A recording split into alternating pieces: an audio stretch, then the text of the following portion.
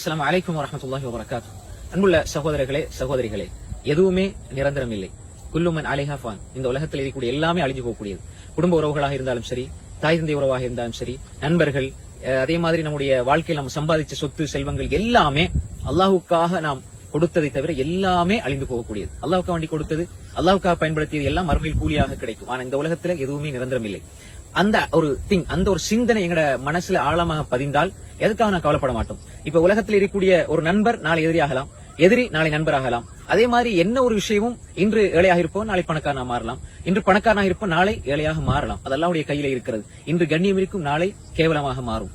இன்று கேவலமாக இருப்போம், நாளை கண்ணியத்துக்குரியவராக மாறுவார். எனவே எதுவுமே நிரந்தரம் கிடையாது. அப்ப நாம் என்ன அடிப்படையை புரிந்து கொள்ள வேண்டும் என்றால், எதையும் இழக்க எதையும் விட தயார். ஆனால் அல்லாஹுவை எதற்காகவும் விட்டுக் கொடுக்க கூடாது.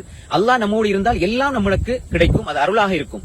ஆனால் அல்லாஹ் இல்லாமல் எல்லாம் கிடைத்து அல்லாஹ்வை நாம் விட்டு விடுவோம் என்றால் எல்லாமே அருளாக இருக்காது, மிகப்பெரிய சோதனையாகவும் மிகப்பெரிய முசீபத்தாகவும் இருக்கும். எனவே நாம் நிரந்தரமான ஒரு உறவு, அல்லாஹுடனான உறவு, அதை பலமாக வைத்துக் கொள்வோம். நிரந்தரமற்ற உறவுகளை அளவோடு வைத்துக் கொள்வோம். அல்லாஹுக்காக பயன்படுத்துவோம். வாழ்க்கை வளமாகும். அஸ்ஸலாமு அலைக்கும் வரஹ்மத்துல்லாஹி வபரகாத்துஹு.